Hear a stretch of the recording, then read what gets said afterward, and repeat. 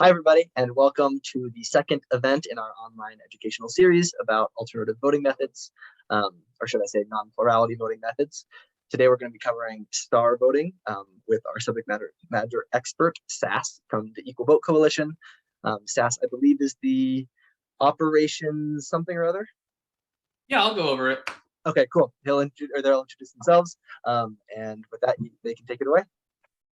We'll do Q&A at the end. So if you have any good questions, feel free to say them. Yeah, I'll go over. Yeah, absolutely. So hello, welcome everybody. So glad to have you all here. Thank you so much for having me. Super excited about this. This is not the first time I presented to the Forward Party, and I'm excited to do it again. My name is Sass, S-A-S-S, like sassy, like the word, and I am the office coordinator and a board director for the Equal Vote Coalition. Today I'm here to give a presentation on star voting, and I'll also be taking questions both throughout, and we'll be doing questions and answers at the end as well. And I'll probably stick on later after if you have any really off the wall questions that are bugging you too. I'm here for you. But yeah, so the Equal Vote Coalition, we are a nonprofit advocating for true equality in the vote itself. So what does that mean? Well, the idea is that your vote should be just as powerful as mine, no matter who you are, where you live, or how many candidates are on your side. So what is the real problem that we're trying to address here, right? We want to make sure that everybody's votes are equal, but why aren't they equal? Well, there are a variety of different reasons, but the number one biggest reason, the biggest cause of inequality in our electoral system, oops, if I can get my mouse on the screen, it is vote splitting. Vote splitting is the big problem. So what is vote splitting? Well, the current system works fine if there are only two candidates in a race, but in competitive races, vote splitting can leave majority coalitions divided and conquered, allowing a candidate who is opposed by the majority to win. So we can see here in our example on the left, we have Luke Skywalker versus Darth Vader. There are exactly two candidates. It's totally even. You just vote for the candidate who you prefer. It's really simple. And we can see that Luke wins with a clear majority of 60%. But then we look at the next graphic on the left, there are a lot more candidates who entered the race on both sides, particularly on the light side, right? We've got Yoda and Chewbacca and Leia Organa and Han Solo. And what happened was the vote got split among all of these similar and mostly really great candidates. But that reduced the power of those voters and allowed Darth Vader to end up winning, even though he was opposed by a clear majority. So, like I said, vote splitting, I said, was the biggest problem. But why is it the biggest problem? Well, vote splitting sets off a domino effect. So vote splitting, it's a whole bunch of problems that stem from it. So vote splitting, as I just showed, leads to the spoiler effect, which can allow a candidate opposed by the majority to win. And in order to prevent this, voters must strategically vote for the front runner on their side. Usually that's the incumbent or the candidate who raised the most money or whoever was promoted by the media. I think most people in the Forward Party are pretty familiar with MSNBC and how they had John Yang in the race. So that stuff matters a lot when you have rampant vote splitting, right? So vote splitting, this process, this magnifies the influence of money in politics and entrenches disparities in representation for women and people of color. But it keeps going. The domino effect keeps going. Voters who are not strategic risk wasting their votes. And I want to be very clear what I mean by a wasted vote in this context. It does not mean that your vote isn't counted. It means that your vote didn't help make a difference. It didn't help determine who was determined to be the winner. So in our current system, your vote is still counted. It still shows up in the final tally, but it doesn't help determine who the winner is. And a lot of voters want their vote to actually make a difference. Vote splitting also leads to factions that need to gatekeep prospective candidates to prevent vote splitting on their side. But this magnifies barriers to entry for new candidates, particularly new, really great candidates. There have been countless races across the country and across time where you have a bunch of really great candidates, but they're all running on the same side, and they have to leave the race early because they're worried about splitting the vote with each other and allowing the other side to win. And it goes to another step further, because there are tons of people with really great candidates who don't enter because they're afraid of this vote splitting thing, or because there's so much power in the money and the media and the incumbency. The result of all this is unrepresentative and inequitable outcomes. And over time, this leads to increased polarization and two-party domination, which, as members of the Forward Party, I don't think I need to explain that. That's why you're here, because you're sick of that. So vote splitting is a big problem. So we want to eliminate it. How do we eliminate it? We eliminate it with better voting methods. So the question is, which voting methods eliminate vote splitting? Turns out most of them do. Most voting methods eliminate vote splitting. It's actually a pretty low bar to clear. So today, obviously, like I said, I'll be talking about star voting. But the Equal Vote Coalition also endorses ranked robin as well as approval voting. And like I said, there are a bunch of others that aren't listed on here. But we need to ask, what does it take? What does a voting method need in order to eliminate vote splitting? Well, you can see at the bottom, we have some crucial criteria. Number one, it needs to allow voters to support as many candidates as they like and show a full range of support for each candidate, from nothing up to full support. Number two, it needs to allow voters to support candidates equally. That's crucial. You need to be able to actively show no preference between a pair of candidates. And number three, it needs to count all of the ballot data that is given, and it needs to do it all at the same time. So that's really, really important. And like I said, most voting methods satisfy all three of these. It's a very low bar to clear. It's not something we invented just to promote our own system. But notably, choose one voting, our current system, also sometimes called plurality voting or first past the post, that does not eliminate vote splitting, as well as ranked choice voting does not eliminate vote splitting. And we'll talk about that a little bit more later. But effectively, ranked choice voting is just iterating choose one voting over and over again. You can't solve the problems of choose one voting by just iterating it over and over again. But we'll come back to that. Okay, now before I move on, two things. Number one, if anybody has questions about vote splitting specifically, just what I've reviewed so far, please put them in the chat. I'd love to answer them right now to clear that up and just get clarity on that. And then number two, so we're talking about this important thing of like this attribute of like, we want a voting method that eliminates vote splitting, but I'd also like to hear from you, what else do you want on a voting method? What other attributes do you care about? Maybe you want your voting method to be easy to understand for your grandmother. Maybe you want a voting method that is like really flexible and can be used in different jurisdictions and different kinds of elections in different ways, and it can just be adapted in whatever context is needed. Maybe you really want to make sure that you can show a lot of support for the candidates you like and show very little support for the candidates you don't like. So I'd love to hear some creative ideas in the chat about what y'all want in a voting method. So Kat and Curtis, I don't know if you want to, if you've seen any questions that you want to, that need to be asked or anything or clarified. I haven't seen any come through yet.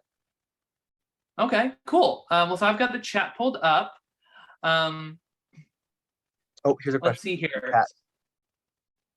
Also, majority support. Jody says she cares about majority support. Neil wants a decrease. They want it to decrease polarization. They want Joshua wants voice in voting. The more you can express your opinion in your vote, the better. Jody says it wants to decrease party power. Another Curtis really likes majority supports. Neil says majority support is well, yeah, we'll talk about that in a moment.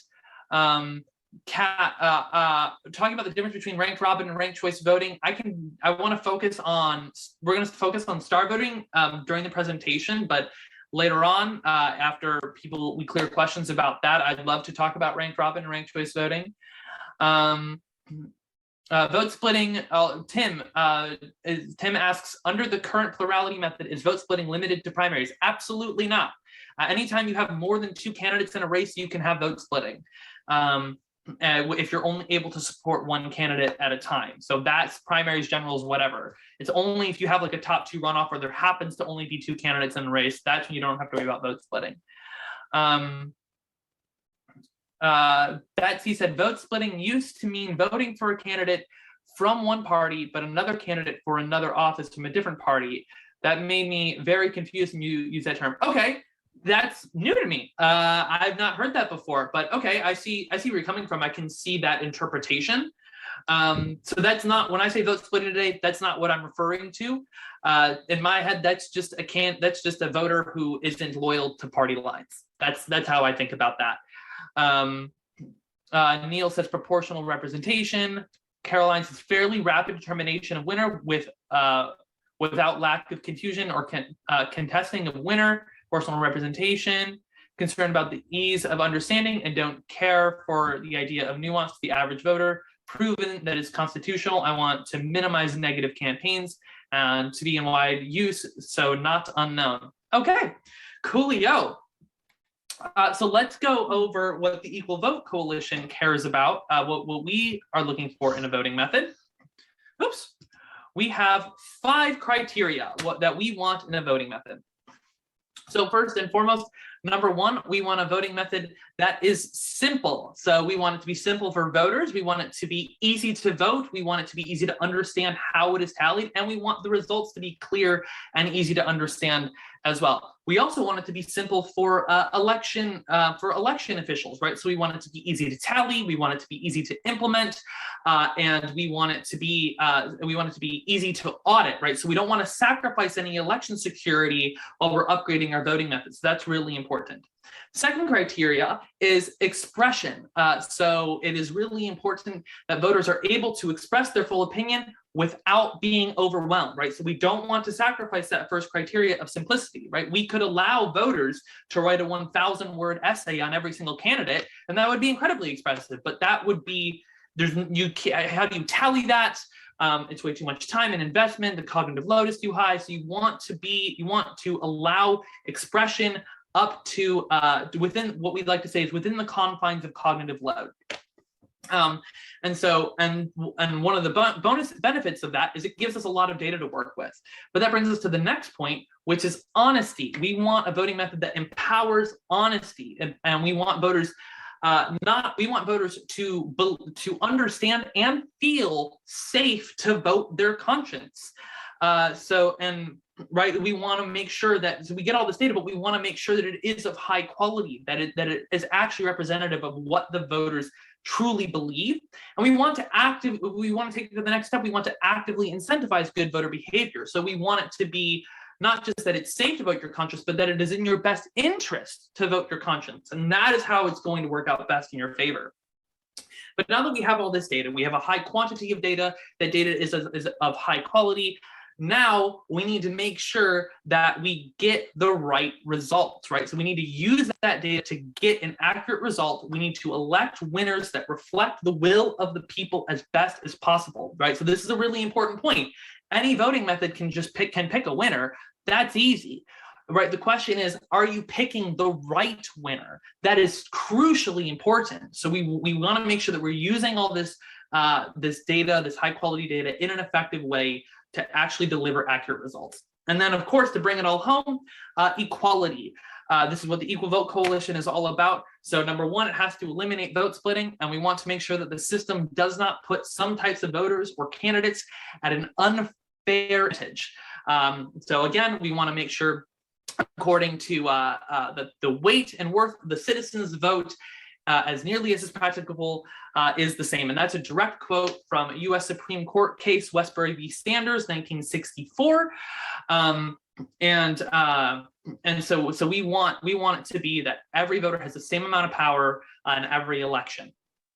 Okay, so we see in the graphic on the right, there are a bunch of different voting methods laid out, and we put star voting just about right in the middle. And that's what we're going to talk about. So the question is, here we go. What is star voting? Star voting is really simple. So right now, instead of only being able to support one candidate on your ballot, you're able to score candidates from 0 up to 5 stars. So Let's take a look at the ballot on the left here. So we look through the instructions. You give your favorites 5 stars. You give your last choices 0 stars. You can show preference order and level of support with your scores. You're free to give equal scores to candidates to indicate that you have no preference between them. And just for simplification, if you leave a candidate blank, they just receive 0 stars. It's the same thing. Marking 0 stars or leaving a candidate blank is the same. So let's take a look at how this voter voted. So this voter's absolute favorite was Ella. So they gave Ella 5 stars. Really important, right? Really simple and straightforward. Absolutely, that's their favorite candidate. And then Blake and Carmen, this voter felt were both really great backups. So they liked Blake and Carmen, not as much as Ella, but they liked them. Now, if it came down to Blake and Carmen, this voter feels that, you know what? They actually don't have a preference. They could go either way and they'd be happy. It wouldn't make a difference to them. And so they actively showed that on their ballot by scoring both these candidates the same with 4 stars. And then next up, they've got Andre at 3 stars. And so that's just kind of the backup to their backups. And that's like, they're maybe kind of in the middle or whatever. They're not my favorites, but, I want to give them some support because they're definitely not at the bottom of the barrel. Then the other end, you've got David and Francisco. And so David and Francisco are these voters' like 2 least favorite candidates. They don't like them. It's like kind of a greater evil, lesser evil thing. But that's also important that they're able to express that on their ballot. So they'd rather not have Francisco or David. But if it came down to those 2, they'd rather have David. And so they gave David 1 star and then they left Francisco blank. They just didn't bother filling in the 0. And that's really important that they're able to show that preference order because we'll take a look at the tally. So in the instructions at the bottom, the 2 highest scoring candidates are finalists. Your 1 full vote goes to the finalist you prefer. So I'll break that down. STAR is also an acronym, as you see on the right. Score, then automatic runoff, and that's exactly how it works. So with STAR voting, you only have to vote once, and the ballots are counted in a 2-step process. So in the scoring round, the 2 highest scoring candidates are finalists. And then in the automatic runoff round, your 1 full vote automatically goes to the finalist you scored higher. The finalist with the most votes wins. So we can see here that Blake and David, we added up all their stars. Those were the 2 highest scoring candidates. And then for this voter, because they scored Blake higher than David, their 1 full vote went to Blake, as well as 56% of the electorate. 42% of the electorate scored David higher. And then 2% of the electorate said, you know what, if it came down to these 2, I really don't care. I have no preference. And so they scored them. They expressed that by scoring them both the same on their ballot. And that vote is still counted. So you are able to actively express a vote of no preference. We always count your vote no matter what in STAR voting. So it is very, very equal and even. So I just want to reiterate this one more time. It's very simple. STAR voting is tallied in 2 rounds. Round 1, you add up the stars. Round 2, you add up the votes. So you can see actual election results here from the Democratic Party of Oregon Platform Committee. Peter and Spencer had the most stars, so they were finalists. They advanced to the automatic runoff. And then in the runoff, Peter got 15 votes to Spencer's 10 votes. And so Peter was elected the winner. And this is really important because it shows us the stars show us that Peter had broad support across the electorate, and the runoff votes show that Peter also had a strong base of supporters supporting him. Those are subtle but important differences, and in STAR voting we measure both, and we try to elect a candidate who has achieved both, assuming that one exists, right? Sometimes you have elections where there's no good candidates, but when one exists, STAR's going to elect them. Okay. Before I go on, I want to take an opportunity to take questions about STAR voting, how it works, does it make sense? So specifically about STAR voting. Any questions on that? Feel free to toss your question in the chat or raise your hand, and we can unmute you. I'm not sure what the mute settings are, but might not let you. So. Yep, raise your hand.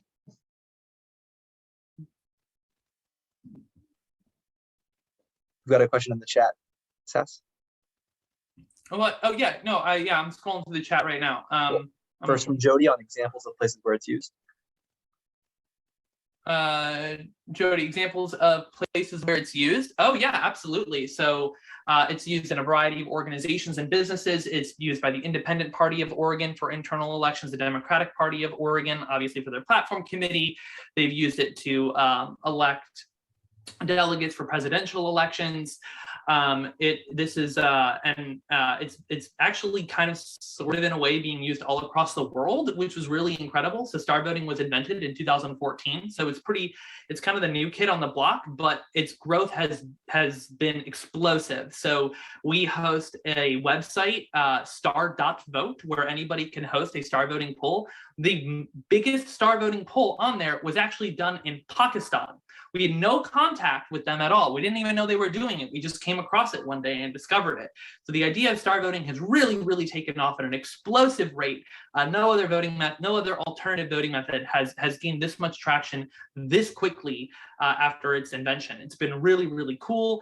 And I'm going to talk later about existing campaigns and initiatives to get it on the ballot in different places. There are a variety of different use cases that it's been, especially since it's really only been actively advocated for about half a decade. It's really taken off. It's been really incredible to see.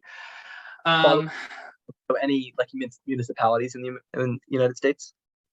I'm sorry? Any municipalities, any states, any cities, any governmental organizations in the US? Not at the moment. So there have been some really interesting campaigns that have happened. So when it was first advocated for, before it was even called star voting, like we're talking brand spanking new, there was no organization at all. 2 campaigns were run in Oregon, and one of them, like I said, they started very late. They had no organization, no support, no funding, no money, no marketing, no materials, nothing, and they ended up getting 48% yes, despite the fact that the question was on the back of the ballot by itself and the wording was really bad. It didn't even have star voting in it. And there were we had a ton of voters call us up and be like, I wanted to vote in favor of star voting, but I couldn't find it on my ballot. And so obviously we learned a ton of lessons from that first campaign. And that was in Lane County, and in the city of Eugene, which is the county seat, it got 70% yes. So if we had just run in Eugene, it absolutely would have passed. Really, really cool things going on there. There have been efforts since. Currently, we're in a legal litigation with the city of Eugene. So we collected signatures, and then they denied them illegally. And so we're in a current litigation battle. That's ongoing. We are very likely to win it. We're taking it up to the Oregon Supreme Court now.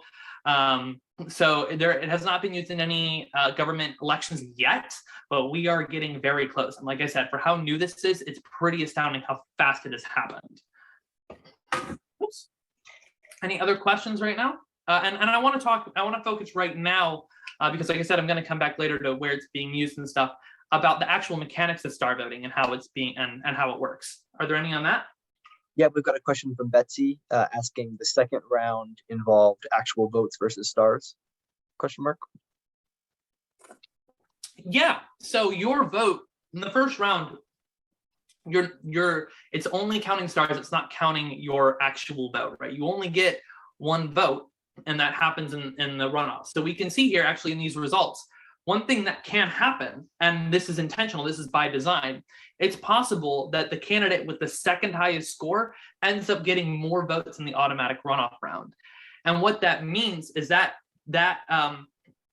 candidate had a stronger base of support, still had a very similar broad support across the electorate. And if you score a candidate, here, let me go back a slide actually. Hang on. So right here, let's take a look at this ballot. So like I said, it was Blake and David in the end. This voter scored Blake 4 stars and scored David 1 star. But their vote counts in the automatic runoff just as much as somebody who scored Blake 5, or if they had somebody put Blake 1 and David 0, their vote is still just as much. So the power of your vote is not affected by how many stars you give a candidate. It's just about which one you scored higher in the automatic runoff. That way, you know that your vote is equally as powerful as every other voter. It's either going to one or the other because it's only two candidates. Does that make sense? I'll take that as a yes. Next questions from. So sorry, I just wanted, so it's kind of like the popular vote for the runoff part, right? It's just like one vote and whoever gets the most vote wins. Yes, exactly. Okay. Thank you. So your ballot is your vote, and everybody gets one ballot. They get one vote. Keep it really simple. I like that part. Yeah. Tim Hibbs has a couple I want to answer real quickly. Is star voting only usable in single winner contests? No, absolutely not. Star voting is absolutely can be used for multi-winner, and it can be used for proportional multi-winner as well. No problem. And we actually have an active proportional representation research committee ongoing, just studying proportional representation in general, but also looking at the absolute best way to do 5-star proportional representation. We already have a method that we endorse, but we're looking to upgrade it even further, which is super exciting. And then he said any ranking voting method like STAR. So STAR is not a ranking method; it's a scoring method. Seems to violate one person, one vote, one vote per voter ideal. No. So as I mentioned before, 1964 Westbury v. Sanders at the U.S. Supreme Court, they declared that the definition of one person, one vote is the weight and worth of the citizen's vote as nearly as is practicable must be the same. And it took us 50 years to figure out what that really means, like mathematically and scientifically, but it means that that no matter how I vote, you should be able to vote in an equal and opposite way that cancels out my vote exactly and brings the election back to where it was before, as if neither of us voted. And so if you think about a race with 3 candidates, if I vote for one candidate, the only way you can have an opposite ballot if I vote for candidate A is if you can also vote for candidates B and C. And that is the only way that I know that my ballot is just as powerful as yours, is if we have equal and opposite effects. So that's called the test of balance, and star voting passes that. All voting methods, almost all voting methods that eliminate vote splitting pass the test of balance as well, and satisfy that actual ideal of one person, one vote set by the United States Supreme Court in 1964 based on the Equal Protections Clause of the 14th Amendment, which is really interesting because that means our current system is not equal. Our current system does not satisfy one person, one vote, and ranked choice voting also does not satisfy one person, one vote. And there's actually a really cool paper out right now that came out demonstrating that actually correct legal precedence has not been applied to some ranked choice voting litigation, and if the correct legal precedent is applied, then because of the wasted votes in ranked choice voting, it does not satisfy it. But we take it a step further, and we really try to set the bar as high as we can. Ranked choice voting has been recognized as constitutional. So I don't want to get too deep in the constitutional thing right now because it can get very wonky. I want to save that for the question and answer at the end. I think it's important for us to move on. And so looks like we have a hand from Josh, and then there was one question from Tim you missed in the chat, just double checking that the final result is not available until after the final runoff. Is that correct? Well, yeah, but I mean, it's all instant, right? So it's all tallied with simple addition. So the results are instantly available. You do not need to centralize the tally to a single point of failure. You can just report all of the pairwise comparisons along with the total scores from each precinct. You can do that publicly, and then anybody to the media, as we do today with Choose One voting, and then anybody anywhere can add up the sums and figure out who the winner is and cross-check it. So there's no delay in the results at all. It should happen just as quickly, if not, it should happen just as quickly as our current today. So, but yes, technically you wouldn't know, but it's not like it dramatically slows down the method or anything. Awesome. And then we've got a question from Josh. Yeah, hey Sass, I just wanted to clarify on my question earlier. So in this example ballot, if Blake and Carmen had been the 2 finalists, what happens to the vote in the case where it's a tie for your first, or for both of those choices in terms of stars? Yeah, so that's a vote of no preference. And so you can see in the final tally, we have Blake and David We also have voters who expressed no preference, and you express no preference by scoring two candidates equally. And that's an active vote that you as a voter are free to make. So if it was Blake and Carmen in the end, this voter's ballot would have been actively counted as a no preference vote in the final tally and would have showed up next to the scores of the other, or next to the percentages of the other two finalists in the final results. You would get all three of those numbers every time. Okay, thanks, Sass. Yeah. Okay, am I good to move on?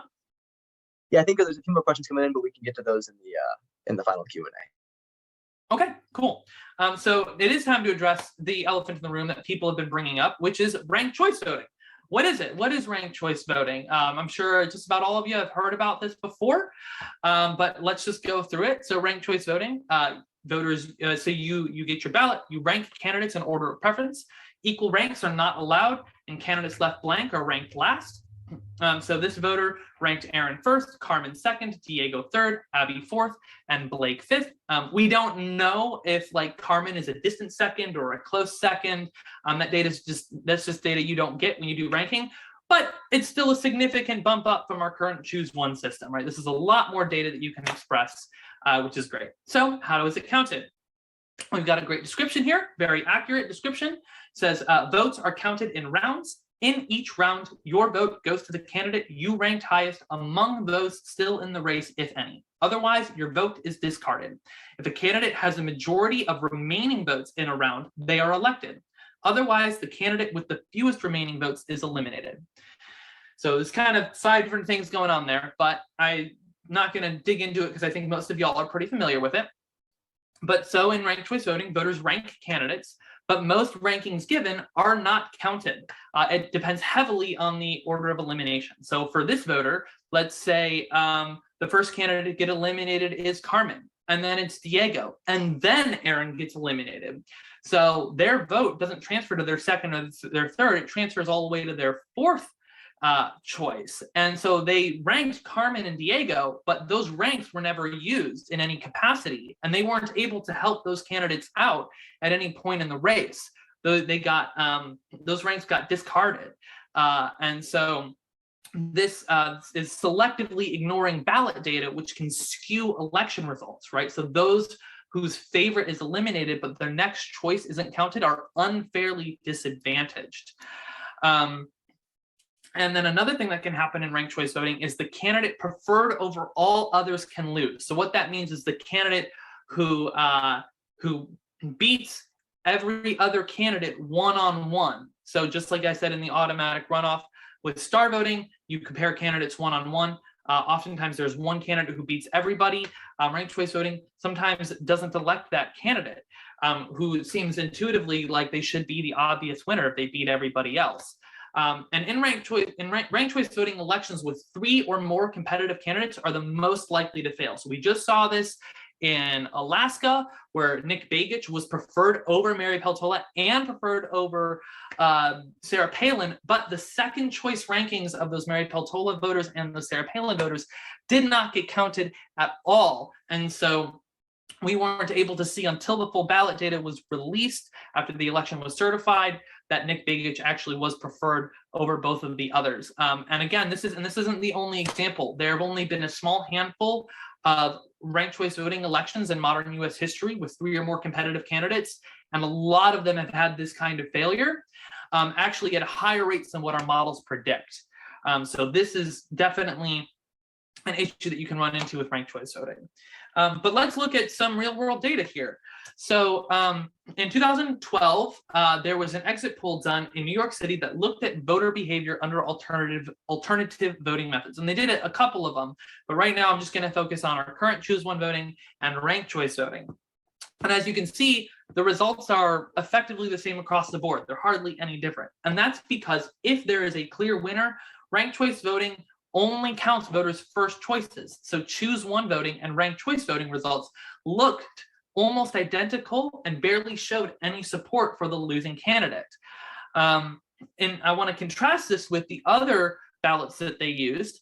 So they also did, this is the same poll. And so they also did it with approval voting and a 5-star ballot. They didn't use star voting at the time, but they used a ballot that was very similar. And as we can see, Obama won by a landslide with all methods, but the 5-star ballot and the approval voting results also showed support for third-party candidates. Oh, by the way, approval voting, an approval ballot is you approve or disapprove of each candidate. Very simple, straight up. So it's just whoever has the most approvals wins. So this is crucial. This is the main point I want to drive home for forward party members. Like, this is the biggest thing here. We can see that with all these different methods, Obama got about 85 to 90% support, but and he was the incumbent, right? He was currently president in 2012. It was his re-election campaign. But Jill Stein, who was the Green Party candidate at the time, so a third party candidate, with Choose One voting, she had hardly any support in the final tally that got reported.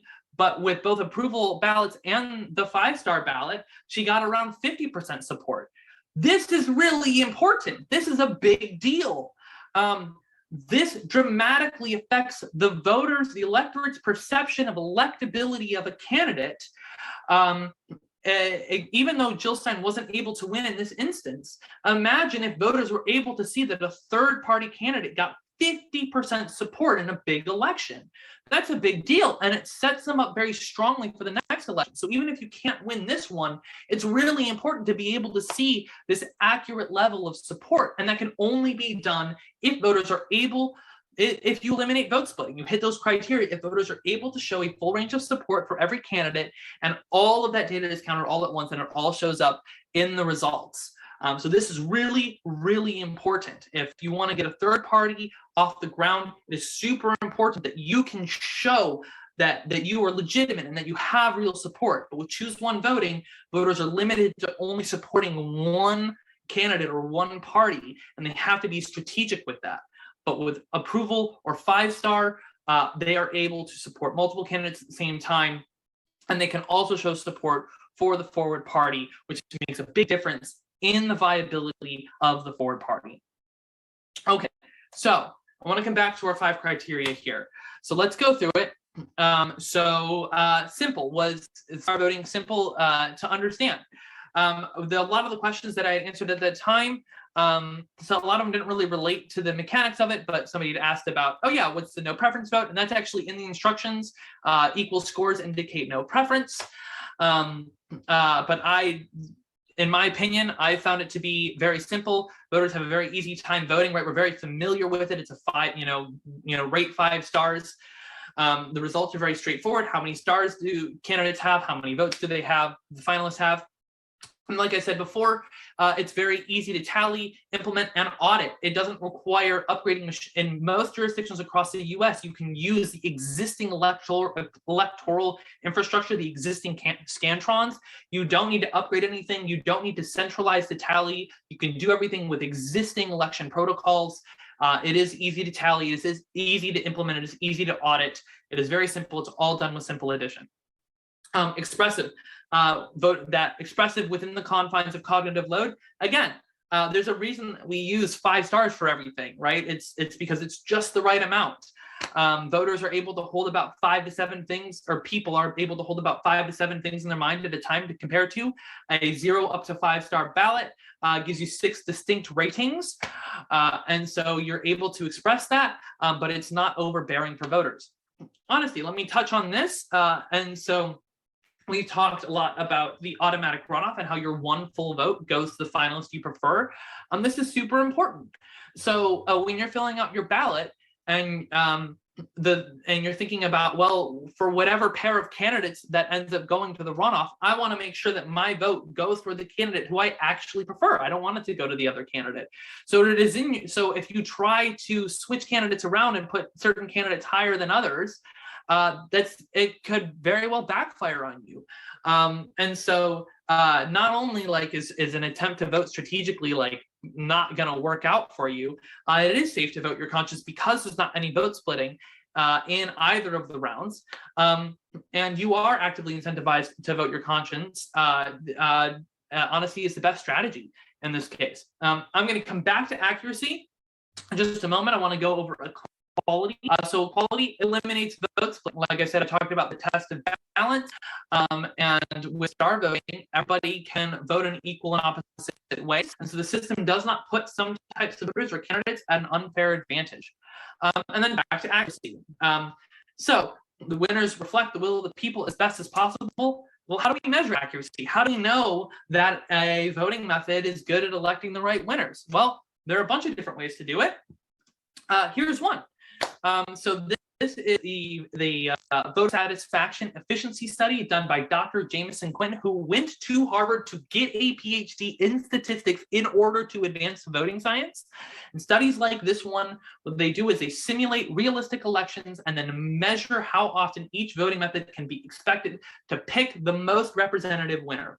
Really importantly, relative conclusions on voting method accuracy have remained consistent for decades, regardless of which study you look at and regardless of how accuracy is defined. So Dr. Jameson Quinn is not the only one who's done stuff like this.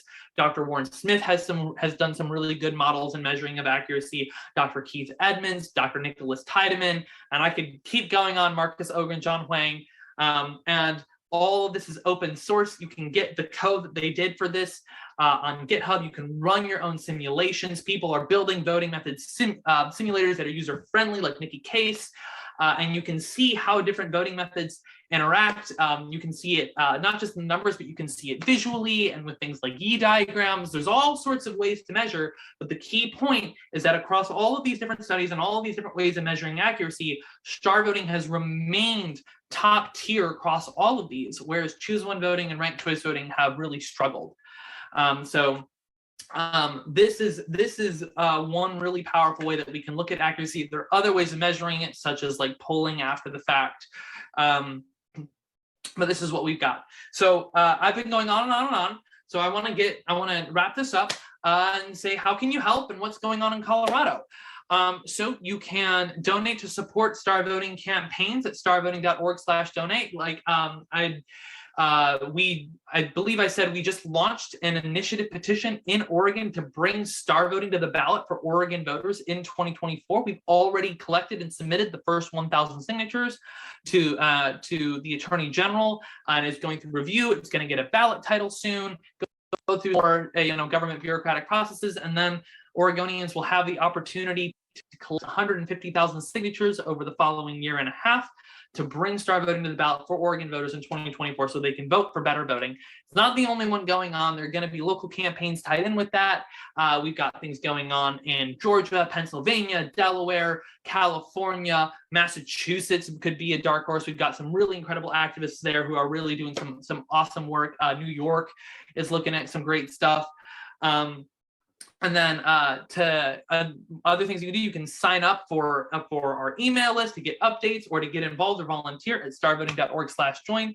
You can come to events. We host all different kinds. You can go to starvoting.org/events.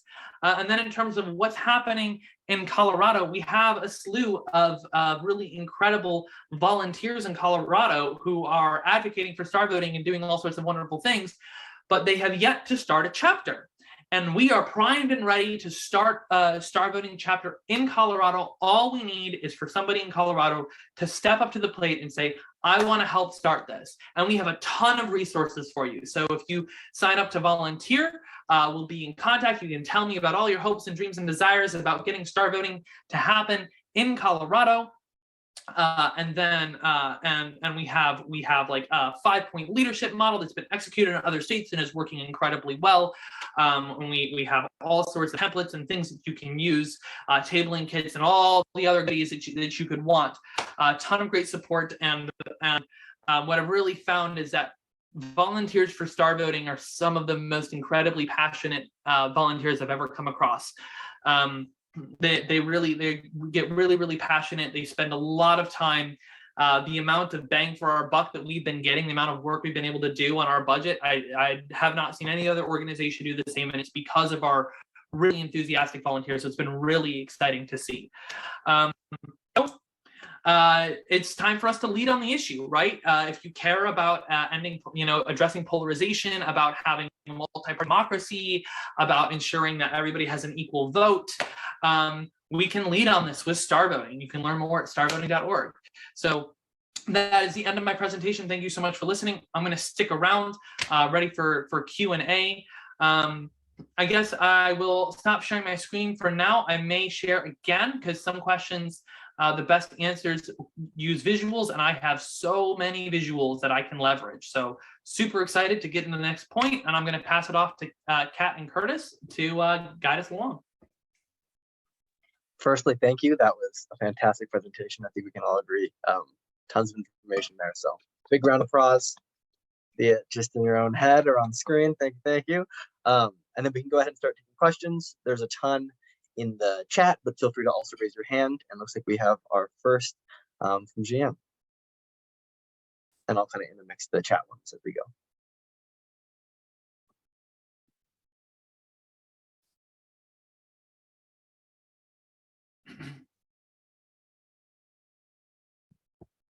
You can go ahead, whatever. Was there somebody who's going to talk? Yep, I think so. Jan, did you have a question? Oh, I was just going to ask if you would be willing to share your slides.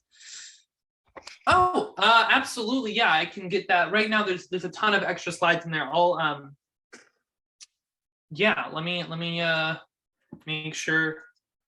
And if I give you credit, can I use them because I'm scheduled to give a presentation on star voting at another meeting in about a month?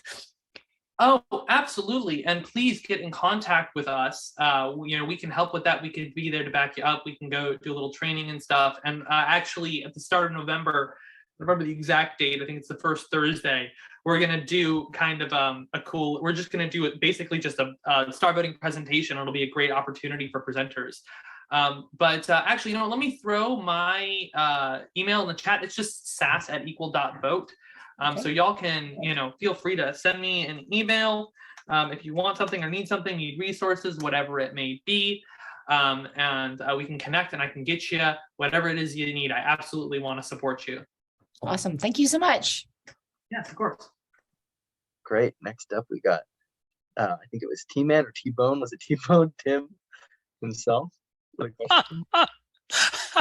Is a T-bone going to stick? That's okay. I can work with that. Okay. You hear me? Yeah, I can hear you. Okay. A couple of things that first comes to mind here is we're here at the invitation of the Forward Party, and the Forward Party has one of its platforms, ranked choice voting and nonpartisan primaries. And that's a bit of a concern. You have a great deal of enthusiasm for star voting, and from my investigation in star voting and others, it has a lot to offer. But it now makes me question, why is the Forward Party advocating for ranked choice voting with its downsides? There's downsides to everything, but So go ahead. I can answer that question. And it's drama and gossip. So I'm going to try to stick to the information that's already out there and publicly available, a lot of it on Twitter. So when Andrew Yang released his book and came out so incredibly strongly in favor of ranked choice voting, a bunch of us star voting and approval voting supporters reached out to him and his team and were like, hey, dude, you need to take another look at this. And we got in contact with multiple members of his team, and they saw this stuff and they were like, oh, this is great. Yeah, absolutely. We're going to take this to Andrew. Like, this is super important. We want to definitely adjust and have the best thing on our platform. And then it got kind of shut down internally. And I don't want to do like a lot of speculating. This is just what I've heard and what I've seen and from other people who have been in the room. And it's been a little bit frustrating to see it happen. I think a piece of it is that Fair Vote made Andrew Yang, or put Andrew Yang on their board of directors. And there may be a bit of a sunk cost thing going on for Andrew. If you look on the Forward Party page now, they do mention star voting. It's kind of weird how they do it. They say like the star version of ranked choice voting, which is like not accurate. But it's been an evolving struggle. But what's another thing I'll add though is, like, I remember when Humanity First movement was first starting up, and we were deciding what issues we wanted to focus on. And I talked to they were like, oh, we're going to vote on all 200 of Andrew's policies. And I remember talking to the leaders and being like, well, hey, let's talk about like the voting method, because this is like a really big deal. And they're like, oh, we know that Andrew Yang is wrong about ranked choice voting. We're going to use star voting for this. And they did. And I voted in that, I remember.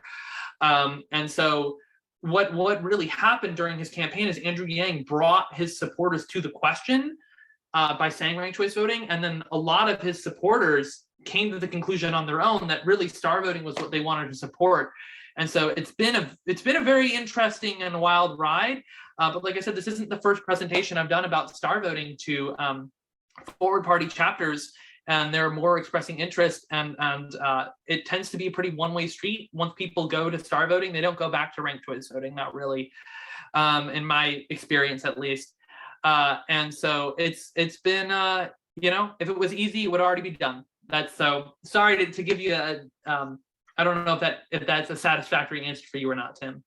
No, if those are the facts, then of course it's a satisfactory answer, I encourage you to look into it yourself too, because like I said, this isn't like written down in some like paper that I'm citing. This is like just what I've seen being in the space. Sure. I mean, does that with Curtis, Kat, Josh, does that kind of jibe with your understanding as well?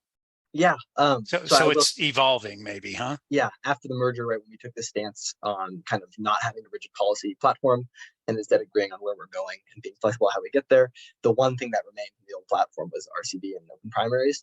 And that's kind of non-congruent with the ideals we now stand for, having a specific predefined path. And so there's been tons of pushback internally from state volunteers. So I know like Utah right now in their leadership under Allen, who's fantastic, is really pushing for approval voting in their state because that's what the party supports there. That's what the members want. And so across the board, we're having different states pursuing different solutions. And that's, I think, is the beauty of American federalism at work, is if we get these states testing out different things, we'll actually see them in practice instead of just having to look at simulations. So a lot of us are working on nationals or national and just trying to get them to remove that one plank from the website and kind of reform it in a non-plurality way. And that's why here in Colorado, we're doing this series. We can kind of decide what we think is best for internal use and external use and what we should support and things like that. Yeah, I'll double up and say what Nate Allen has been doing in Utah in favor of approval voting has been absolutely incredible. Fully support that, absolutely 100%. I have no interest in like trying to go over and be like, no, do star voting. Like, I'll take approval voting, absolutely. It's a fantastic upgrade, very simple. And what was the other thing I was going to say? I don't think it was that important. We can go on to the next question. Oh yeah, no, nonpartisan primaries. Star voting is absolutely, star voting is really compatible with nonpartisan primaries. If you have a nonpartisan primary, you use star voting, advance to top 5, and then use star voting again in the general. You have no vote splitting anywhere. You get really great results, and it's like much simpler, more straightforward, using the same system in both. And it's really marketable because you could just be like final 5-star voting. Like it's this great string of words. We want to reach out to Catherine Gell and talk to her about it because she's expressed some mild interest in star voting before. And we're also working with the open primaries group in Oregon right now who want to do their own ballot initiative. And we are making sure that our ballot initiatives are dovetailed really, really well together. So if they both get passed, it's going to be really, really incredible improvement in elections in Oregon. Thank you. Awesome. I have more questions, but I'll wait for others. Okay, then we'll swing it over to Neil for the next one. Great. Just the best. I mean, I've been doing voting method reform for decades, and that was the best presentation I've ever heard. Thank you. Thank you. I appreciate that, Neil. So I just want to help you reinforce one thing. So we want reform for lots of reasons in voting methods. One of those is absolutely to expand beyond two-party system. And obviously the forward party cares about that. Besides your very nice explanation of why IRV isn't so helpful there, my understanding is that in a bunch of other countries that do use IRV, we see no evidence that it's helping with multiple parties. I know Australia uses STV, which does help the Senate get multiple parties, but it really doesn't help in the in the rest of the in the House. And I think that's true in other places, but maybe you can just reinforce that. Because again, I think this really goes to the core of why, especially for a party like the Forward Party, IRV doesn't move the ball forward. Yeah, so let me clear up some terms real quick. So Neil said IRV. That is the old one of the many different terms that acronym is used for ranked choice voting that you're familiar with. So that's what he means when he says IRV. He just means ranked choice voting. When he says STV, he's talking about proportional ranked choice voting is what it's being called now, and at least in the United States.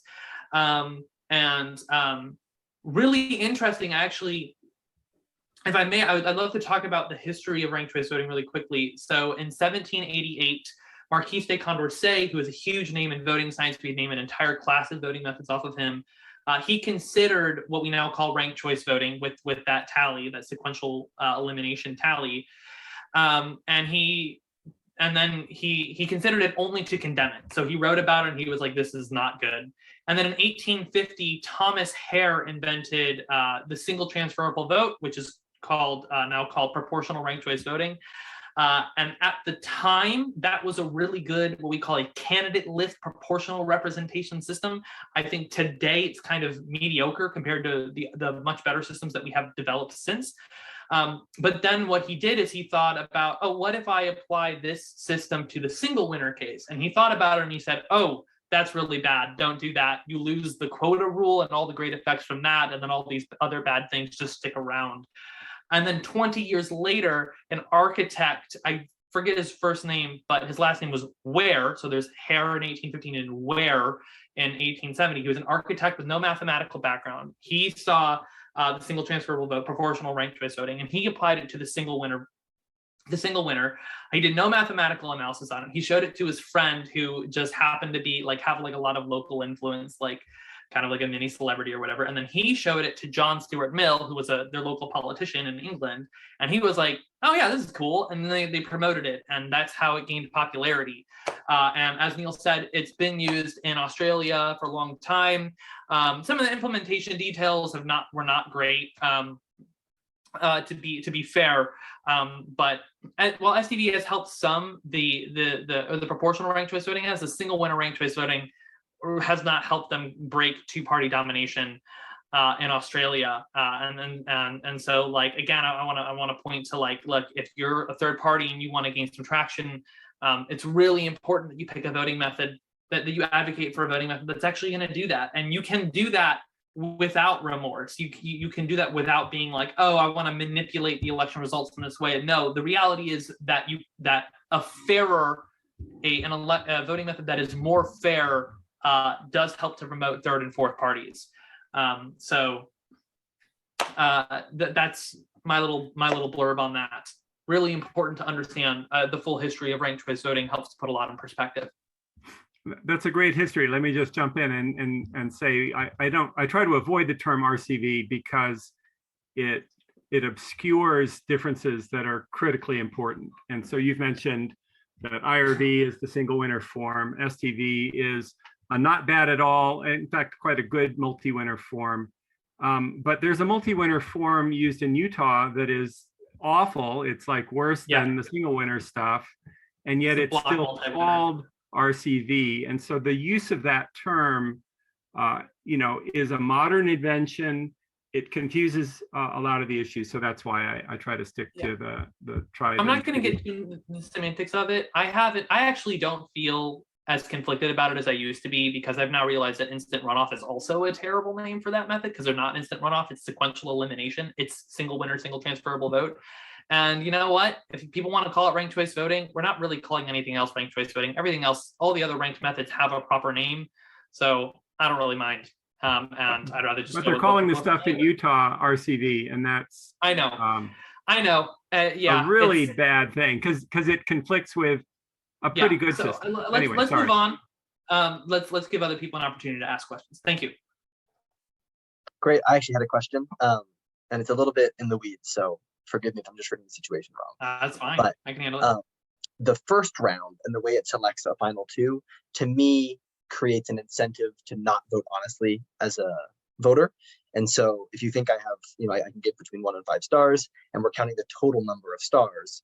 If I give everyone 5 stars, I'm contributing more stars to the voting process.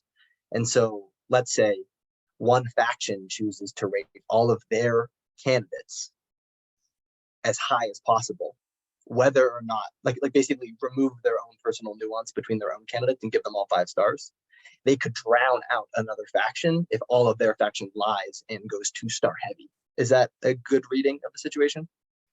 Yeah, let's talk about this. This is really important. This is really in the weeds, but this is really important. So first and foremost, it's important to look at individual voter incentives. So for an individual, it runoff, your vote in the runoff matters way more than a couple of stars in the scoring round. It is in your best interest to show a distinction between as many pairs of candidates as possible as you can on your ballot, which in competitive races means you're going to have to leverage the full range of your ballot in order to ensure that your vote actually goes in the direction that you want it to go. And that's a crucial, there are several reasons. That's one of the really important reasons why we have the automatic runoff. If you just had plain score voting, there is a decent and fairly simple and straightforward incentive to vote strategically in a dishonest way. And the automatic runoff helps to counteract that. And because it's done second, and it's your one full vote, and it's strong enough to counter that enough that for an individual voter, it isn't worth it. When you start looking at entire coalitions, now you have to look at like how do you convince your entire faction to vote dishonestly in a way that hurts them as an individual, that helps the faction as a whole. And sometimes you may be able to achieve that, sometimes you won't. But you still don't have vote splitting there, because if you ended up in that case, like, you can have both factions can do the same thing, and then you're just stuck in the same place. And voters will realize this, and they'll realize, like, hey, look, it's my vote. I want it to work best in my interest. And so my kind of the way that I would say it is that the automatic runoff is a stronger incentive to vote honestly than the scoring round. It kind of overrides that incentive to vote strategically in the scoring round. That is legitimate, right? There's we know every voting method strategy exists. The question is how viable and realistic is it? And under star voting, from the perspective of an individual voter, it really isn't worth it to attempt at the end of the day. Okay. But there is I'm still don't I want my faction to win? I still think that gives me a personal incentive. You want to make sure that in the automatic runoff, no matter which 2 candidates get there, you don't know which 2 candidates are going to get there necessarily. You want to make sure that your vote, if you have a preference among candidates, you don't want your vote to be counted as a no preference or to go toward a candidate who you actually don't prefer. Like, as an individual voter, you would prefer that your vote goes for the candidate that you prefer in the runoff if you have an opinion. Some voters don't. Some voters genuinely want to bullet vote. They only like one candidate. They hate everybody else. And they can do that on star voting. With star voting, they can go in and they can fill in one bubble at 5 stars and leave the rest blank, and that's fine. But you are incentivized. You are actively incentivized as a voter to express your honest opinions on the range of candidates. Awesome, thank you. Next up, we've got Guy. It's a really good question. Sass, thanks so much for your presentation. The question I have, you may have answered it. I was a half hour late tonight because of another commitment. So forgive me if you already answered it, but in which cities in the US are currently using star voting? So it's not currently used for any governmental elections at the time. So advocacy for star voting really only started in 2017, and it wasn't even called star voting at the time. Like, it was halfway through that first, they just launched a campaign out of nowhere, totally expected to lose, and then just figured out halfway through, oh, we can call it star voting. And then they performed surprisingly well. They almost got it passed when they had all the odds working against them, and a lot of strategic mistakes were made, and it still almost passed. And so there've been a couple other campaigns since. One of them got illegally blocked by the city council because they didn't count signatures that were supposed to be counted. We're currently in legal litigation with them. We're taking them to the Oregon Supreme Court. We absolutely believe we're going to win this case. It's very cut and dry. What about, and then so if COVID not in was the also US, a piece. is it, if not in the US, what about other countries? Is it used in other countries? For government elections, not that we're aware of. So we don't have any real life data on it to look at, or we do? Oh, we have real life data. People use star voting for all sorts of things all the time. So But like I said, not in governmental elections, or not yet? not in government elections, but you've had parties use it for internal elections. Businesses and other organizations use it. Like I said, we've had like really massive groups of people from like elsewhere who we had no contact with decide to use our free star voting site, and they ran massive elections with thousands and thousands of voters, and there's really good data on that. And so there is data. It's just at the moment it hasn't been in any government elections. But like I said, we've got active campaigns on the trail, and we expect to see it in the near future. And it's been really cool, like I said, seeing just how quickly it's caught on compared to a method like ranked choice voting, which has been around for 150 years now. That has been implemented in places, but to see this kind of explosive growth in just 5 years has been really astounding. Are you guys on the ballot anywhere this November in a few weeks? No. And a big reason of that was like COVID. A lot of that is like like growing the organization, getting funding.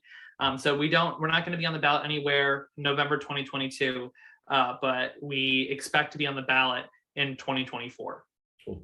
All right, thank you.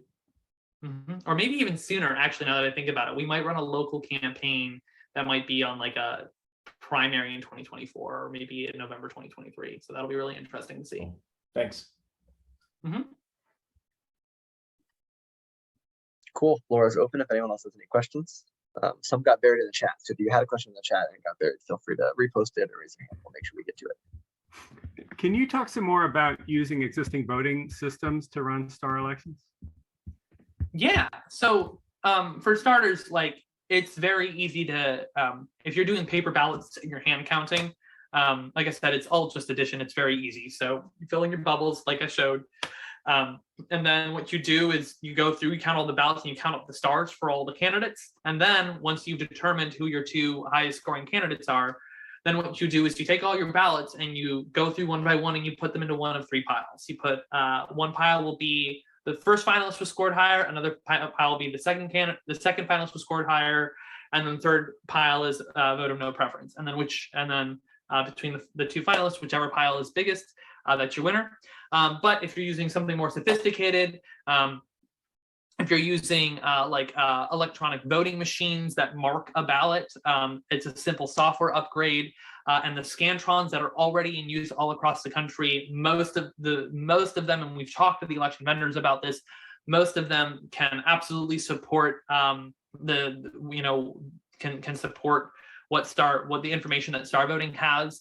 And then calculating it, like I said, is very simple. You still have the same precinct sums from each precinct. You just report the total number of stars for each candidate, as well as just the number of voters preferring each candidate in each one-on-one race, which is not as much data as you think it is. It's actually pretty tight amount of data, and that can just be, like I said, reported publicly to the media as we currently do with our current elections. Then anybody anywhere can take all this data from all these different precincts. They can add it up themselves and come up with the results, which is, like I said, exactly what we do today.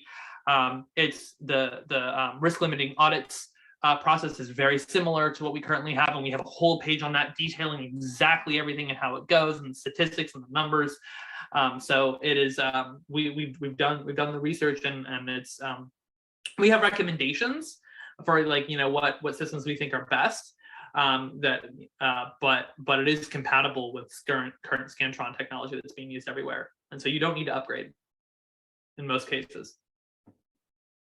Awesome. Could you do the quick 30 to 60-second rundown on the mechanics of approval, just because it's come up so much tonight?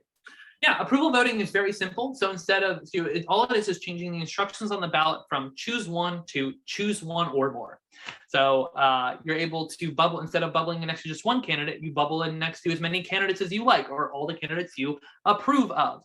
And then just the same as our current system. You add up all the votes or all the approvals, and the most approved candidate wins. It's very simple. It is the simplest possible upgrade. Lots of massive benefits. It's not perfect, but incredible bang for the buck.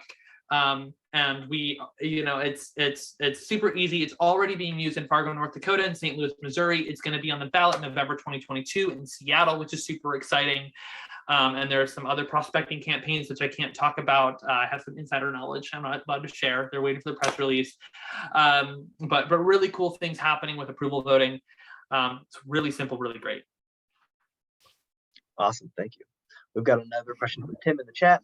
In a single winner contest, since STAR, IRB, and approval methods make for a single winner, are primaries still needed and of value? For that matter, this probably also applies to multi-winner contests. Yeah, so when you eliminate vote splitting, the only purpose that you now have for a primary is if you have like a huge field of candidates and you want to narrow it down before the general, which is high up. That's really the main reason to have primaries once you eliminate vote splitting, which STAR voting does and approval voting does. Approval voting also, there's another way you can do approval voting. This is what they do in St. Louis, which is really, really accurate, like rivals the accuracy of STAR voting, but it takes 2 elections, where you have a nonpartisan primary where everybody runs. You use approval voting, and then you advance the top 2, and then you have a top 2 runoff. Those results are like basically just as accurate as STAR voting, but STAR voting in 1 election. So that requires 2. But really, really great. With ranked choice voting, I mean, we saw what happened in Alaska. You ended up with 2 Republicans in the general, and then they split the vote. And that was one of the core mechanics that allowed the Democrat to win, who won with a false majority, I might add. She didn't actually have over 50%. If you count all of the votes, she only had 48.3%. So that's a really important thing, is ranked choice voting doesn't actually count all of the votes. They don't count the exhausted ballots. So with ranked choice voting, it's a lot harder to say, especially with the way that Final 5 is being done. The Final 5 proposal is really weird, because it uses choose one voting in the primary and then ranked choice voting in the general, which is so weird that you would use 2 different methods. Like, it just doesn't make sense. Like, just use it in both, I guess, or if you don't want to deal with the logistics of it, like, seems much simpler to just like use STAR voting in the primary to narrow 40 or 50 candidates down to 5, and then use STAR voting again in the general. So with ranked choice voting, it's a much harder call, but with STAR voting it's just like, do you have a ton of candidates running? Okay, primary. If not, then don't. Awesome. We've got another question from Tim in the chat. So that the case that candidates not in first or second place don't get any indication of their overall support. Wait, repeat it? So is it the case that candidates not in first or second place don't get any indication of their overall support? I think when that first appeared, wasn't that in reference to ranked choice voting? No, excuse me. No, I understand your question, Tim. Okay, So in the final tally, for the automatic runoff, STAR voting, you do only see 2 finalists plus no preference. Those are those 3 numbers. But we also report, like in the media, like that's just a very simple thing. You can also look at the total scores of all the candidates. So that's the other way that we look at the total amount of support. So you have both sets of data to work with. Obviously, the runoff is the one that actually determines the winner, but you can still look at the support data, and it's very clear and straightforward. It is still publicly reported, and you're still going to see it. It's reported by the precincts as publicly available information. You're going to see it in the media. People are going to talk about it, and it is going to show up. It is still very straightforward to see how much support each candidate had based on how many stars they got in the first round. It's a good question. And I think, Tim, that was what that slide about the one presidential election with Obama winning a landslide was showing, was you could see more of that down support for the lower supported candidates than you would see in RCV or in a choose one. Right. Yeah. Thank you, Curtis. Excuse me just a second here on that on this same topic. I've been looking at that, what is it, Center for Election Science, and I posted a link about a comparison of 6 voting methods. Do you know what I'm talking about? Yes, I know the article that you're referring to, and okay. I don't want to slander anybody.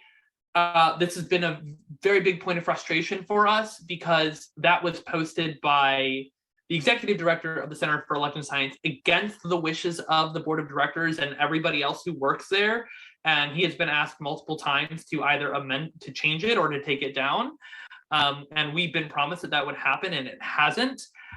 It is a really, really weird article. It doesn't make sense. I will say at the Center for Election Science, everybody, I love Aaron Hamlin. Aaron Hamlin's great. He's doing great work. I like nothing like personal against him, but he is the only one at the Center for Election Science who is like openly anti-star. And he was recently on a podcast where he was basically called out as like, oh, it's very clear that the reason that you're against star is because you see it as the biggest competitor to approval. But everybody else on the board and who works at Center for Election Science supports star voting. Some of them have only said it in secret to me, but they do, and they like star voting. They think star voting is great, and they want to support it.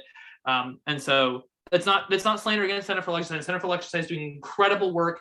What they've done, what they've helped with in Fargo, North Dakota, St. Louis, Missouri, what's going on in Seattle, the polling work that they've done recently has been really, really great.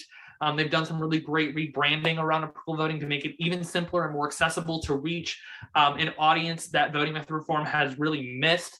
So it's not like negative to Aaron Hamlin of the Center for Election Science overall, but that specific article that you found has been a point of contention between us and them because it doesn't really accurately represent the views of all of the other people who volunteer and work for and are on the board at the Center for Election Science.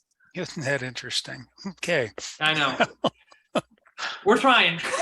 No, I understand. It's a little disappointing because I thought it had some very salient points, but I'm not, I don't live and breathe this every day. So. Yeah. So I'll just chime in as a former board member of the Center for Election Science and as a fan of the organization and as a fan of Aaron. That all happened after I was off the board. That all makes sense to me. What I will say is that approval voting has the advantage of a much simpler ballot format. You don't have to take a whole block of space for the ballot. That matters in some cases if you're really worried about space, but I think STAR is a great system. I think approval is a great system. Thanks to Jody for trying to support changing away from our current system because that's really the most important thing. So yeah. Approval. If I'm not trying to advocate for approval over another, but one of the things that I thought was a salient point between approval and the ranking methods and the rating methods is that it's not approval get spoiled bets. It is with we're losing. I'm missing. Oh, I'm sorry.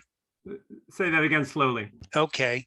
As I understand it, it's not possible to have a spoiled ballot with approval, but with ranked choice voting or either ranking or rating methods, it is possible where somebody, for example, rates somebody as both, that same person as both a 2 and a 5, or is that not correct? So let's talk about, so you say spoiled ballot. I think we've been talking at the Equal Vote Coalition. We want to try to use the term voided ballot, so that way it doesn't get confused with the spoiler effect. We just think it's a little bit clearer. So for voided ballots, it is very difficult to unintentionally void your approval voting ballot.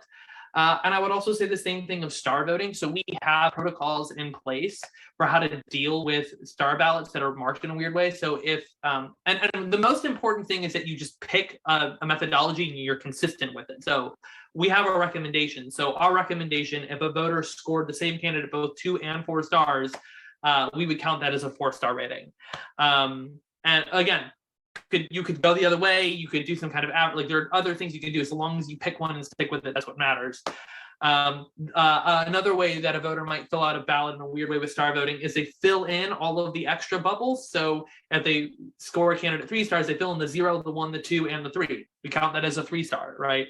Somebody, and so there are other ways that we can do this, that we can kind of manage this. With ranking, it depends heavily on whether or not your method allows equal ranks. In most ranking methods, like ranked robin, and we can talk about that soon, you are able to rank multiple candidates equally, and you can kind of approach some things similar way to what we were just talking about with star voting, where you just take whatever the best rank is. People have marked multiple bubbles for the same candidate, and they are able to rank equally. When you're not able to have equal ranks, it's a little bit tougher. And we do see a higher rate of voided ballots. And also, Fair Vote tends to add 2 additional clauses into their legislation that leads to even more voided ballots, specifically in the case of like if there are multiple skipped ranks. So if you rank a candidate first and then 4th and 5th, that ballot gets voided, which there are some arguments in favor of. I don't love it. There's another one where if you leave like the 1st and 2nd blank, but you rank 3rd, 4th, 5th, again, I think there are arguments in favor of it. I don't like those. So you do tend to see a higher portion of voided ballots and ranked choice voting. But I will say, ballot design is a big deal, and the design of ballots for ranked choice voting has gotten way better over the last 20 years since San Francisco adopted it in 2003. And the rate of spoiled ballots in ranked choice voting has gone down significantly in U.S. elections, and it's approaching it's approaching what I would call acceptable levels, which is subjective. That's just my personal opinion. Got it. Thank you very much. Yeah. Mm-hmm. Before we hop to Neil, we had a question in the chat from Betsy. Betsy, do you want to go ahead? Oh, okay, so I was going to ask, why are you using the term runoff in your verbiage? Because it's really not. I agree with you. I like to think of it more as what we call a pairwise comparison. It draw the attributes of that piece of the tally are a lot more similar to the Condorcet methods, which are all just pairwise comparisons. That's their whole thing.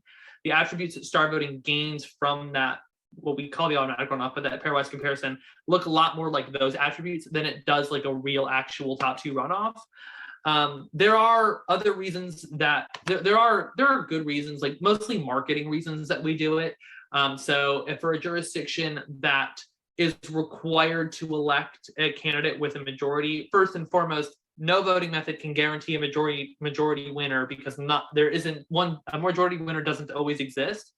But the majority clauses in state election codes are often poorly written. And so methods like ranked choice voting or star voting can often skirt around those and allow a jurisdiction to go from 2 elections down to 1 by satisfying that poorly written majority clause in whatever way. And by selling it as like this automatic top 2 runoff, we are kind of, we can achieve that in some cases. So there's like legal logistical reasons, and there's marketing reasons as well. When star voting was first coming out, obviously nobody knew about it, and ranked choice voting was still fairly widely known as instant runoff voting, which like I said, I've already expressed my disdain for that too. And so there was like this kind of like parallel, and some people who worked on it think of it as a runoff. So, but that's subjective. A lot of people disagree with me on that, and they do see it as an automatic runoff. But I would agree with you, Betsy. I think of it more as a pairwise comparison. But that's just because I'm a voting nerd. Thank you. Mm-hmm. You want to take it away, Neil? Hi, thanks. I just wanted to chime in a little bit more on the auditing story. So I helped the organization put together some notes on how to audit star voting, and there's a web page that talks about it and stuff. I actually haven't checked the web page recently, but I'm not aware of any code that would actually formally do a risk limiting audit of a star vote election. I think we figured out how we could probably do it, but you know, and it's certainly pretty straightforward to do auditing in general. But there's more work to be done there. Yeah, so it has not been commissioned yet to have an election vendor do it, but we've talked to election vendors and they're like, please get a jurisdiction to do this, like show us that there's going to be some momentum behind this, like, and we're actually putting together a report right now to send to them, and we want to get some legislators and city councilors from some places showing interest in it, because they've told us that they get calls all the time from jurisdictions that want to implement ranked choice voting, and then they're like, hang on, this is not as simple and straightforward as you think it is. You have to completely upend how you do elections because you have to centralize all your tabulation to a single point of failure, which is not something you've done before. You have to upgrade all of your machines. You have to do all this crazy stuff. It's very expensive. I mean, to be fair, if you're eliminating an election, that cost gets made back right away. So that's not usually a real concern. But the problem is right now they don't have a good alternative to suggest, but they want to be able to suggest star voting as an alternative. But they need to be commissioned to do that certification the first time. And then once that's done, that gives them the ability to then recommend it to others. So that's really exciting, that we have that kind of like inside support from election vendors who really want this to happen. Well, I want to distinguish support for tabulating the election, which I think is what you were talking about. Oh, yes, you're talking about auditing. Support for auditing it. And, you know, we don't want the vendor to audit their own system. That kind of eliminates the benefits of an independent audit and independent software. So, yeah, but it is all addition. So like you said, it's pretty straightforward. It just needs to be commissioned. And that's probably one of the projects for our software development committee. Really fantastic committee. They do really great work.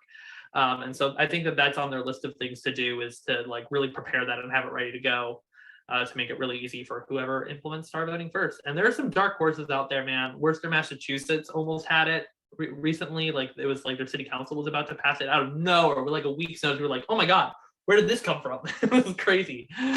So people really love this idea.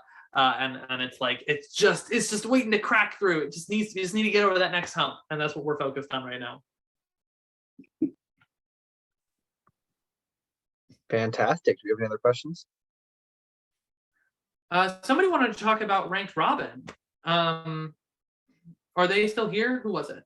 That was Kat. She had to drop out, but she'll be watching the recording, so I'm sure she'd love Okay, cool. Yeah, well, I'm going to share my screen again. Because we just updated our page on ranked robin. It's super exciting. I love this. I'm just going to go through it because I think this is just like really well laid out here. So ranked robin, rank candidates in order of preference. Oh, hang on. I need to turn my do not disturb back on. Here we go. Okay. Ranked robin, rank candidates in order of preference. Equal ranks are allowed. Candidates left blank are ranked last. So we see Aaron was ranked first. Blake and Carmen are ranked second. Diego was ranked third. Abby was ranked fourth. And then the tally. Candidates are compared in one-on-one matchups. A candidate wins a matchup if ranked higher than their opponent by more voters. Whoever wins the most matchups is elected. So in a round robin tournament, each contestant faces off against each other contestant, and the one who wins the most matches wins the tournament. This is essentially how ranked robin works, but by using ranked ballots, the whole tournament can happen all at once. For voters or jurisdictions who are sold on the idea of ranked ballots, we recommend ranked robin. Ranked robin is a top-tier method for tallying ranked ballots that empowers voters to vote their conscience, doesn't waste votes, and delivers accurate representative results. And then specifically, in comparison to ranked choice voting, this is the part we want to talk about. Most of the jurisdictions in the world who are using alternative voting methods today are using ranked ballot systems. And most voters who hear about ranked voting assume that the ballots are counted as in ranked robin, i.e. that is, all the rankings are counted and the candidate who is preferred overall wins. In fact, almost all jurisdictions that use ranked ballots actually tally them with the much more convoluted ranked choice voting method instead. With ranked choice voting, ballots are tallied in rounds, and in each round, blah, blah, blah, blah, blah. I'm not going to go through all of that. Will not be hang on. Some votes inevitably are unable to transfer, and the election is called when one candidate has a majority of ballots which are still in play. In most competitive elections, there will be a number of voters whose ballots are not able to be counted in the deciding round, even if their votes could have made a difference. These are called exhausted ballots. Ranked choice voting elections are often oversold with claims that it is safe to vote your honest favorite and that your vote won't be wasted, and that if your favorite is eliminated, your next choice will be counted. These claims are all objectively false. And you can just check out the ranked choice voting instant runoff Wikipedia if you want that. It has sources to everything. This is very well understood. In short, ranked choice voting ignores relevant ballot data, which can skew the results in competitive races. Some voters whose favorites can't win will have their next choice counted, some won't. This is fundamentally unfair, and we can do better. The academic community in voting science has long been calling for jurisdictions which use ranked ballots to upgrade from ranked choice voting to a better method, and something in the Condorcet family of voting methods, which uses the same ranked ballots, although there are variations, and uses the same ranked ballots, or this is worded weirdly, I might have to change this, and something in the Condorcet family of voting methods, which uses the same ranked ballots, is a logical choice. For this reason, we present ranked robin. So we've got some cool graphics here.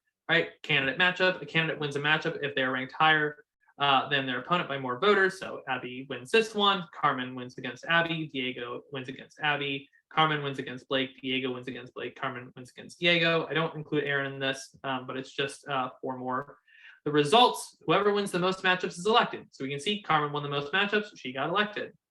And so we can see ranked robin results. Carmen won 4 matchups, she's elected, and then Carmen won the most matchups against other candidates, so she is elected the winner. We can also look at Carmen's win margins to see how she fared in each of her matchups. So we can see Carmen was preferred by 9 percentage points more voters over Diego, by 24% over Abby, over Aaron, over Blake. So this is an extra piece of information that can be presented and that you can see. So I'm not going to go through the whole page. This talks a little bit more about the history, how this is based on voting science that goes back to the 13th century. And it's just been, there's just been some barriers, but we've broken through them with ranked robin. And ranked robin is a viable upgrade that ranked choice voting advocates can adopt without dramatically altering their pitch. Ranked robin confidently delivers on the many claims often falsely made about ranked choice voting while sticking with the ranked ballot they're familiar with. So I want to give an opportunity for folks to ask questions. Yeah, I have one. So if there's a Condorcet cycle and no Condorcet winner, how are ties broken? Yeah, if multiple candidates tie for the greatest number of matchup wins, elect the tied candidate with the best average ranking. And so it's really cool because there are a couple different ways that you can do this that are all mathematically identical. But if we take a look down at these win margins, so what we would do, let's say you have Abby, Blake, and Carmen are your 3 candidates, your Condorcet cycle. So Condorcet cycle is a rock, paper, scissors style tie. So Abby beats Blake, Blake beats Carmen, Carmen beats Abby. Then you just look at those top 3 candidates, Abby, Blake, and Carmen, and you look at how many voters preferred them over both of the other finalists, and then you subtract the number of voters who preferred the other tied candidates over them, and then you end up with a number that can be positive or negative. That's by design, and the candidate with the greatest total difference there is elected. Another way to think about it that is mathematically equivalent is if you eliminate all the other candidates and you just look at these top 3 and you squish all the rankings down so they're all first, second, and third. You can just add up the ranks as if they're numbers, then average them, and then the one with the lowest rank is elected. So that's another way to do it. It's mathematically equivalent, and I've also developed graphics for that too to show that. It makes it very clear. My wordy explanation isn't the best right now. We haven't been focusing on that, but there are some great visuals that we can use for it too. Does that make sense? Yeah, that's good. Thanks. Mm-hmm. What was the word that you used? It's called the Condorcet cycle. It can happen over the electorate that A beats B, B beats C, but C beats A. I mean, no individual's rankings will work that way, but the electorate as a whole can work that way. And then in that case, there's no candidate who beats all other candidates. And then there's not a clear winner in that case. Yeah, and when that happens, that's called the Condorcet cycle. it's incredibly rare in real world elections. Like it's super rare. But yeah, there are like robust tie breaking methods defined for this, and done in a way too that increases legal viability. Like I was talking earlier about like majority clauses in state election codes, like that was kept in when developing system. Are there online sites that that do ranked robin tabulations? No, so this is ranked robin is very new. It's like its 1 year anniversary was like a couple days ago, and this page is very new. But it is a Condorcet method. So if you use the Condorcet Internet Voting Service, it doesn't support ranked robin at the moment. But in most elections, you're going to get the same results regardless of which Condorcet method you use. And we are working on building it into our next version of star.vote. So the website that we have to host star voting elections is already really great, but we're about to give it a big upgrade. And they've already, the software development team has already been implementing a little bit of ranked robin. I've been able to play with it. It's been really, really cool. So it's really easy to do. So it's probably won't be long. If you are, this is going to be, I'm going to use some terminology here. It's effectively Copeland with a Borda tiebreaker, or tournament style Borda tiebreaker specifically. So that's its like closest cousins. It's closest to Black's method. And then there are other people who have invented this. Like I said, so like Copeland is like the closest. This is actually a simplified version of Copeland. So Copeland, it does like counts like half a point for ties, 1 point for wins, and 0 points for losses, and whoever has the most points wins. And in this, we just say ties and losses are both 0, and we just say whoever wins the most matchups selected. So we just simplify it further because we're not worried about those exact ties. And those, yeah. So I don't know if it's late in the evening and all this, but this is not simple. I can't believe that you're excited about this ranked robin. It sounds really hard to understand and manipulative. Well, so this thing we talked about with Condorcet cycles, that's not really a typical talking point, because like I said, they're just so incredibly, it's a tie, right? How often do you bring up ties when talking about different voting? I can tell you how we do tiebreakers and star voting if you want me to, but it's not a typical point of conversation. So we just say, like, we break down the instructions, to really try to make it simple, but it's just the candidate who beats the most other candidates one-on-one. That's it. You rank candidates, and then whoever, beats the most other candidates one-on-one is elected. That's the whole method. Yeah, I'll just support the notion that it's very easy, especially for mathematicians, to dive into little corner cases and make things sound arbitrarily complex. And we could make IRV, ranked choice voting, any of these things sound arbitrarily complex when we get into corner cases. But you can make approval voting sound really complex. But Betsy does bring up a good like point. Chicken dilemma and stuff. Approval voting, yeah. I think all this stuff, right? You can get so easily into it, and there's so many words and things to learn, and there's a lot of really meaty math underneath it. And part of our challenge is learning how to take all that, make a decision on what methods might be best for certain scenarios, and then communicate it simply to everyday voters, because you should be able to vote in an election without having to have a math degree to understand that your vote counts, and be secure. You know what I mean? So that's what I'm hoping this series can do, is let us kind of dig in and then figure out how we can use that knowledge to communicate to Coloradans in an accessible way, a simple way. I want to put it another way. I want to put it another way. So the amazing, surprising, and frustrating fact is that voting itself is enormously complex, and you can prove that there are problems with strategy and there's no perfect voting method. You can actually prove those things. And so we start from the fact that it's surprisingly difficult, and then we say, well, let's try to come up with methods that are easy to deal with. And that tension always leaks into the methods and the conversations. But what we all agree on, we just come back to the mantra, the system we're using today is completely broken and we got to do something better. Yeah, well, and I would also say that if we're going to go through the effort of upgrading, like we should upgrade to something good. We shouldn't do some kind of menial, minimal improvement that has like, like marginal improvements on the things that like, yeah, they matter, but they're not the most important things to voters. And also like it brings in new problems that we don't have with the current system. Like points for the current system, it's simple, it's transparent, it's the devil it's predictable. It's what we call monotonic. That's a really important criteria. It's summable, right? So it's secure. Like these are really important things that our current system has that some other systems don't have, and then also don't bring much more to the table in addition. So I think it is really important that if we're going to go through the effort of upgrading, that like we at least make it worth the upgrade. But yeah, with rank robin, like again, I want to say like this is very new. It's the newest, oldest voting method, right? Because like I said, this is based off the stuff that they've been doing since the 13th century. So it's just repackaged, really, and we're just trying to simplify it.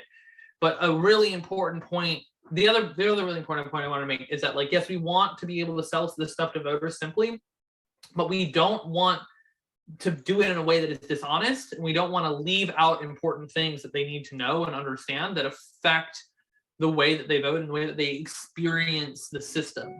So that's why in my description of ranked choice voting earlier, like I had that clause that said like your vote transfers to the highest remaining candidate, if any, otherwise your vote is discarded. Like that's really important, crucial information for a voter, because if they don't see that, they might end up not ranking additional candidates, and then that hurts them, and they said their vote was exhausted, they could have made a difference in the final round, and they didn't vote, and now they have this major voter regret, and now they're mad about the system, and it's this whole thing. But if you're honest up front, at least voters can make an informed decision about what they're doing. So it isn't like we do want to bring this down to the level of your average voter, and actually probably a little bit lower, but we want to do it in a way that doesn't leave out important things or sells things in a dishonest way. So that's really important. A really good point, and perhaps a good closing point, unless we have any final questions. Thanks everyone for bearing with us. I know this is long, but this is such cool stuff. Thank you, Sass. Great questions. Thank you all for folks. having me. Great presentation. Yeah, it was very good. Sass, thank you very much for your input. Very helpful. I appreciate you all. And also, I'll mention this is a personal thing that I do on my own time. I volunteer. It's, every Tuesday evening, I host an open democracy discussion. It's the same Google Meet link every time, and I invite everybody to come and join, and we talk about democratic mechanics and voting method reform and voting science. You can it actually is on the Equal Vote calendar right now. So you go to starvoting.org or equal.vote and go to get involved, and you can find the calendar events, and you can find it there. But that's at that would be 6 p.m. Mountain Time. So in Colorado is when it starts. I commit to an hour, but I often stay longer if there are more people there who have like questions or whatever. But I absolutely invite any and all of y'all to come on any given Tuesday. It's a blast. Thank you so much. Sass, if you follow up with me, we can make sure we get that posted in our Discord channel for Colorado the next couple weeks, so people have a chance to get there. Thanks again. Is that in the chat already also, or? I did not put in the chat. Here, I can just do /equal.vote/calendar. If I spell calendar correctly. If you go to that link, you should be able to see it on Tuesday's open democracy discussion. Awesome. And then we should have an event scheduled in coming weeks, probably 2 or 3 weeks out from now. Same format, but on approval voting. Neil, I might reach out to see if you have an idea of a good speaker there, because we're trying to lock I'm sure. I mean, definitely talk to the Center for Election Science. I mean, Nate Allen is always fantastic. Obviously, like I said, he's in Utah. But yeah, I guess it would kind of, yeah. I mean, I'd say, are you on the Center for Election Science Discord? Nope. You can, if you go to electionscience.org, you can get on their Discord, and but I can try to reach out. You connect with me, email me, message me, whatever, and I will help you try to find somebody for approval voting. Absolutely. So we'll do that one, and then if we have any ideas, then another one. But then we're planning on having like a wrap up crossover session. So Okay. see you all Sounds again. great. Thank you so much. Thanks everyone, and huge thanks to Sass again. Bye bye, everybody. Thank you for having me. Really appreciate it.